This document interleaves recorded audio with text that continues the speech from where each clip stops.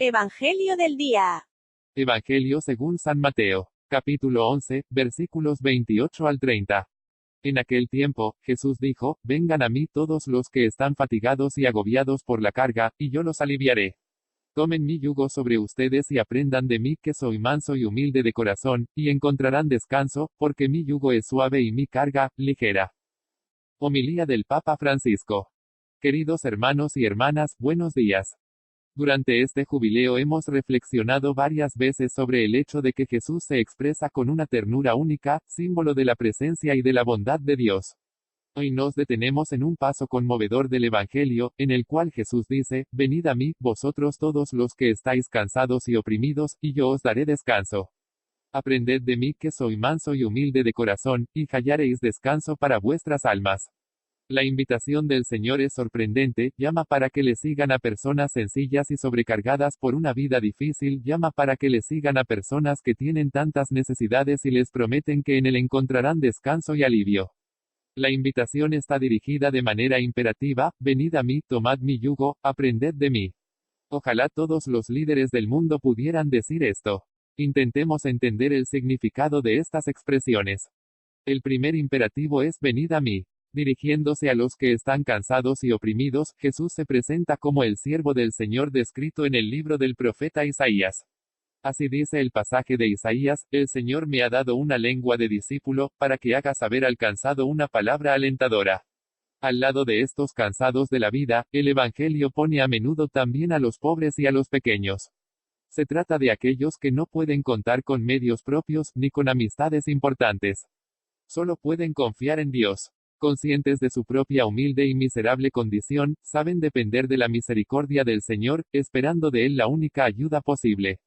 En la invitación de Jesús encuentran finalmente la respuesta a su espera, al convertirse en sus discípulos reciben la promesa de encontrar descanso durante el resto de su vida.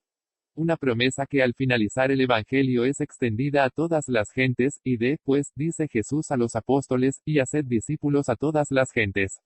Al acoger la invitación a celebrar este año de gracia del jubileo, en todo el mundo los peregrinos cruzan el umbral de la puerta de la misericordia abierta en las catedrales, en los santuarios, en tantas iglesias del mundo, en los hospitales, en las cárceles.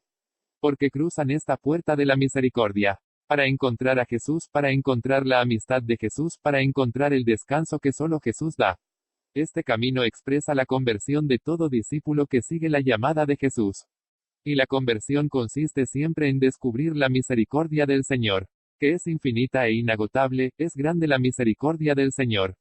A través de la puerta santa, por lo tanto, profesamos que el amor está presente en el mundo y que este amor es más potente que toda clase de mal, en el cual el hombre, la humanidad, el mundo están incluidos. Juan Pablo II, ENC. Vive sin misericordia, 7. El segundo imperativo dice, tomad mi yugo. En el contexto de la alianza, la tradición bíblica utiliza la imagen del yugo para indicar el estrecho vínculo que une al pueblo con Dios y, en consecuencia, la sumisión a su voluntad expresada en la ley.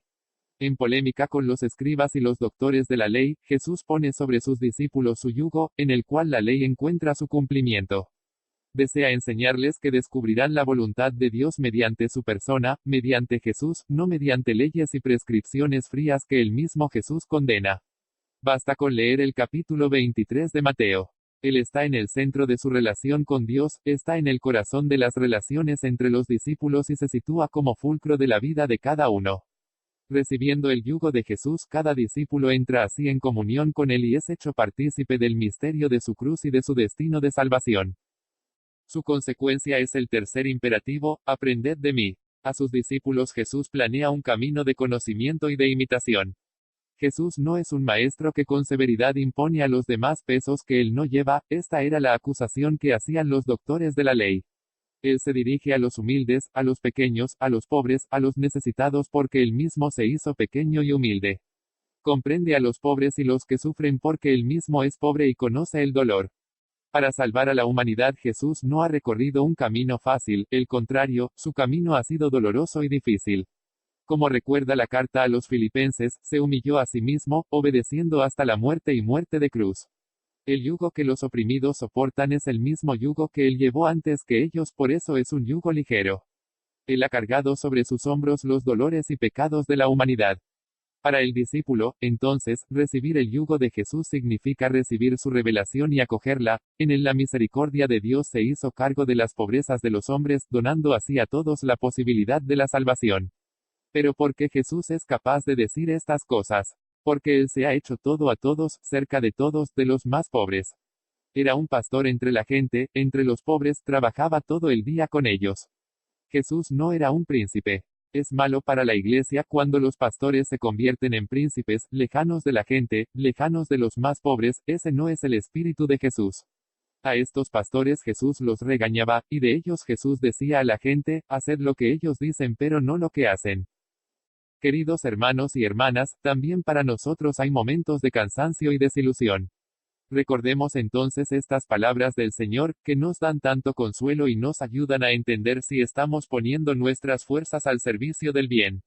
Efectivamente, a veces nuestro cansancio está causado por haber depositado nuestra confianza en cosas que no son lo esencial, porque nos hemos alejado de lo que vale realmente en la vida.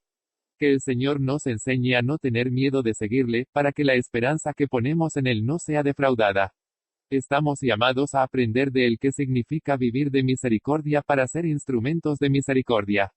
Vivir de misericordia para ser instrumentos de misericordia. Vivir de misericordia es sentirse necesitado de la misericordia de Jesús, y cuando nosotros nos sentimos necesitados de perdón, de consolación, aprendemos a ser misericordiosos con los demás. Tener la mirada fija en el Hijo de Dios nos hace entender cuánto camino debemos recorrer aún, pero al mismo tiempo nos infunde la alegría de saber que estamos caminando con Él y que no estamos nunca solos. Ánimo, entonces, ánimo. No nos dejemos quitar la alegría de ser discípulos del Señor. Pero, Padre, yo soy pecador, ¿qué puedo hacer? Déjate mirar por el Señor, abre tu corazón. Siente en ti su mirada, su misericordia, y tu corazón será colmado de alegría, de la alegría del perdón, si tú te acercas a pedir el perdón. No nos dejemos robar la esperanza de vivir esta vida junto a Él y con la fuerza de su consuelo. Gracias. Audiencia.